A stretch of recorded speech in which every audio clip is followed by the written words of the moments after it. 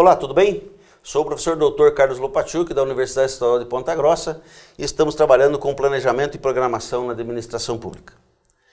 A evolução do planejamento governamental no Brasil e os planos de desenvolvimento no Brasil. Esse é o objetivo do nosso trabalho. Está dentro do planejamento e programação, nós vamos relembrando mais uma vez que planejamento na administração pública envolve as várias atividades, contabilidade, finanças, planejamento e principalmente o orçamento público. A evolução no Brasil do planejamento, ela é um pouco longa. Ela data desde a chegada dos portugueses no Brasil. Mas, na verdade, aquele planejamento é um planejamento totalmente desorganizado, um planejamento simples. Aliás, ousamos dizer que eles chegaram sem planejamento. É claro que não. Muitas e muitas vezes nós não conseguiríamos chegar até o outro lado da rua sem um planejamento, não conseguimos cumprir o nosso dia, como mais chegaria alguém de Portugal até aqui sem planejamento. Então algum tipo de planejamento houve. No entanto, o Estado, a administração pública e o planejamento, ele foi mostrado como um processo contínuo e participativo, que possibilita a melhor definição das políticas públicas. Então o planejamento, o objetivo final, é nós termos uma boa política pública aplicada. E o ordenamento de execuções governamentais, cujo resultado deve ser direcionado sempre ao bem coletivo, isto é, desenvolvimento da sociedade. Então, qualquer que seja o planejamento, a sua evolução e os planos de desenvolvimento no Brasil têm por objetivo o desenvolvimento da sociedade e principalmente o bem comum. O serviço público brasileiro se profissionalizou a partir da Revolução de 1930. Até 1930 havia o planejamento, mas era de uma forma um pouco mais desorganizada. O serviço público brasileiro, a partir de 1930, com Getúlio Vargas no poder, observou-se que, desde Dom Pedro II, que aos 14 anos assume o trono no Brasil, em julho de 1840, já existia uma administração com características que o sociólogo alemão chama de burocracia. Marx chamava de burocracia. Então nós podemos dizer o seguinte, o planejamento tem desde que o Brasil foi criado. O planejamento formal organizado tem desde Dom Pedro II, em especial que com 14 anos, em julho de 1840, assumiu o trono. No entanto, ela se caracterizou com uma administração extremamente burocrática. E essa extremamente burocrática, o planejamento era feito de maneira desorganizada. O planejamento governamental se desenvolve e atinge o modelo atual através de concepção e gestão. Então, o modelo de gestão que nós temos é o modelo atual. As deficiências da gestão administrativa surgem como fator restritivo à execução e acompanhamento e avaliação dos planos governamentais.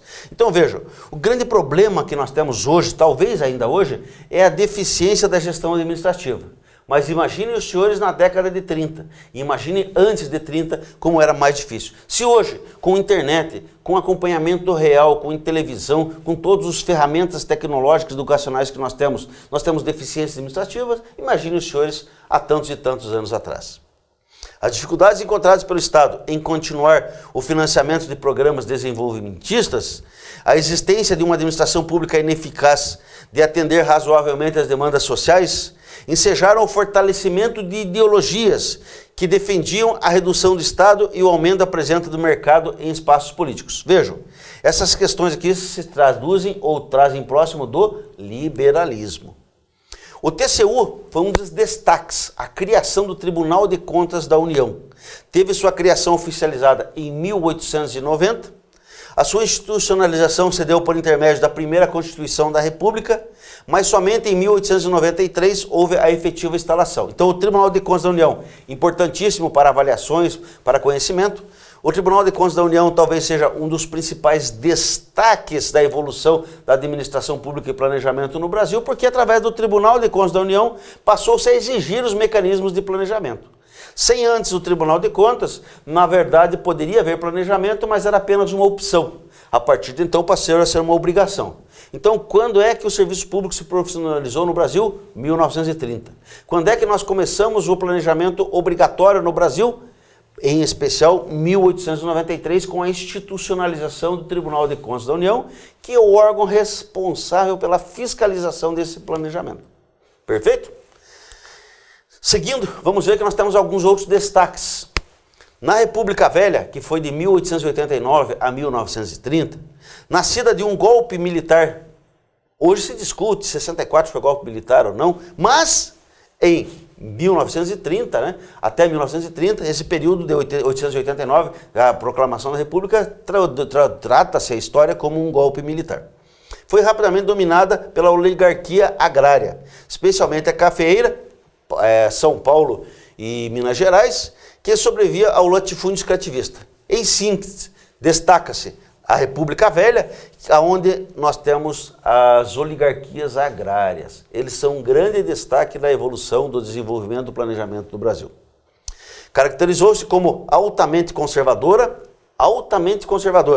organizada à base de um jogo político regionalista e oligárquico, com práticas clientelistas, autoritárias, dissociadas dos valores republicanos. Então veja, esse modelo de administração não é o modelo desejável. Destacam-se a reforma administrativa e o planejamento do período de 30 a 1959, Getúlio Vargas. Queiramos nós ou não, é o período mais desenvolvido nas atividades, tanto legislativa como de planejamento e organização. Getúlio Vargas realmente foi algo diferenciado. O período de Vargas realmente é um período conturbado, um período complexo, mas um período de grandes avanços. E avanços que talvez trouxeram o Brasil aonde está hoje. A administração patrimonial também merece destaque, mas não conhece uma separação clara entre o público e o privado. E o grande problema, um período monárquico e principalmente na administração patrimonial, confunde-se o que é bem público com bem privado. E isso, resultado disso, todos nós sabemos. Ressalta-se a criação do Conselho Federal de Comércio Exterior em 1934, com a finalidade de estudar e propor novas técnicas. Então, este Conselho Federal de Comércio Exterior foi um dos grandes avanços. No entanto, a reforma administrativa de 30 a 59, Vargas, guardem isso, muito importante para qualquer estudo. A reforma administrativa talvez seja o principal destaque do desenvolvimento político brasileiro. Na década de 60 e 70, ocorreu a reforma administrativa e o planejamento, período militar. Neste caso específico, nas décadas de 60 e 70, realmente ocorreram grandes avanços. No entanto, grandes avanços, dívida pública também. Nós temos um grande contrassenso que não estamos discutindo aqui agora. No entanto, é um destaque sim, década de 60 e 70, a reforma administrativa. Na década de 80 e 90, nós temos os planos de estabilização econômica e principalmente o avanço tecnológico. Nós temos a chamada reforma gerencial, né? As dificuldades encontradas pelo Estado em continuar o financiamento de programas desenvolvimentistas, bem como a existência de uma administração pública incapaz de entender razoavelmente as demandas sociais, há uma dissonância entre a administração pública e as demandas sociais, ensejaram o fortalecimento de ideologias que sempre desejaram a redução do Estado, com a presença do menor do Estado e maior do mercado.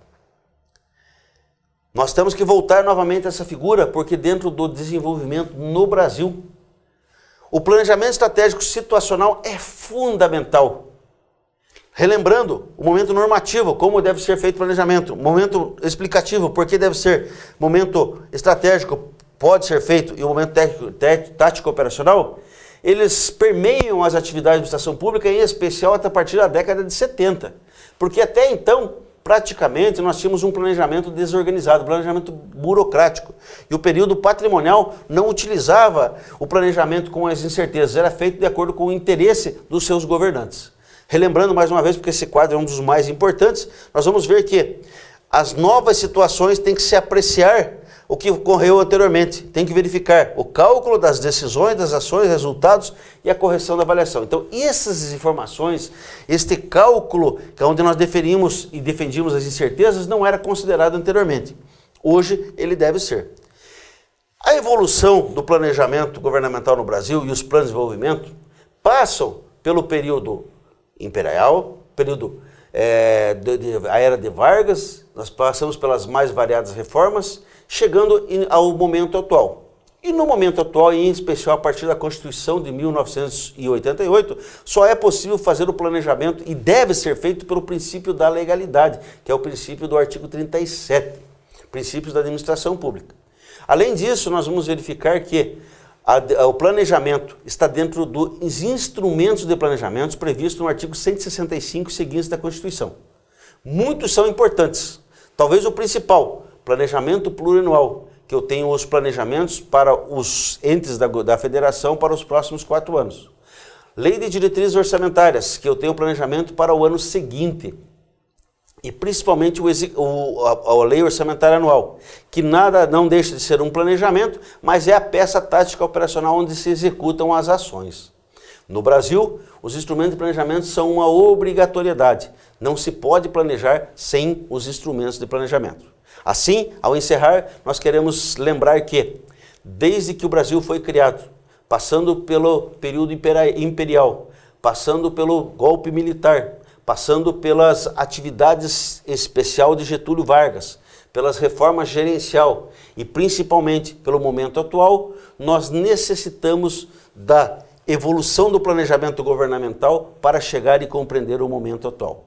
Encerrando, nós precisamos lembrar que planejar é pensar. E pensar eu preciso de cabeças grandes. Essa cabeça grande é um planejamento organizado, é um pensar estruturado, é um pensar dentro do que pode ser realizado, é um pensar dentro da estrutura normativa. Mas eu não preciso apenas pensar, eu preciso mãos. E através das mãos eu vou executar, eu vou ofertar o serviço público, eu vou trazer serviços de qualidade para a população com os recursos que me são permitidos. Mas também não basta apenas pensar e executar com as mãos, não basta apenas mentes e mãos. Eu tenho que ter alguém novamente pensando para verificar se aquilo que foi feito está correto e atende às exigências legais e também o interesse da coletividade. Aí eu preciso avaliar as ações e preciso principalmente que haja a compatibilidade entre o PPA, a LDA e a LOA. Assim, eu, professor Dr. Carlos Lopachuk, encerro este módulo e essas atividades, desejando a todos bons estudos e principalmente que conheçam a história do Brasil para que nós possamos ser felizes. Grande abraço a todos.